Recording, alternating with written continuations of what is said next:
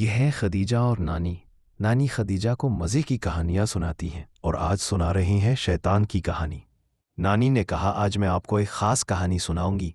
खदीजा बेटा, एक ऐसी कहानी जिसमें एक ऐसा शैतान है जो बच्चों की हरकतों से ताकतवर बनता है। नानी ने कहा, यह है शैतान, लेकिन डरने की बात नहीं। यह सिर्फ उन बच्चों को पसंद करता है जो कहना नहीं मानते। जब बच्चे गलत काम करते हैं तब ये खुश होता है। नानी ने बताया, जैसे जब मामा कहे बेटा पढ़ाई कर लो और बच्चा जिद करे कि मुझे मोबाइल पर गेम खेलनी है, तो शैतान खुश होता है।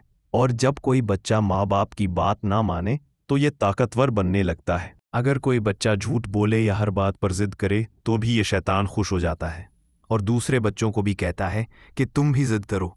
जो बच्चे बड़ों से बदतमीजी करते हैं या हर वक्त बाहर की नुकसानदेह चीज़ें मांगते हैं, शैतान उन सब से खुश होता है और हंसता है कि बच्चे उसके कहने पर चल रहे हैं। कहानी के इख्तिताम पर खदीजा कहती है, नानी अम्मी, मैं तो मामा बाबा को तंग नहीं करती, मैं तो अच्छी बच्ची हूँ।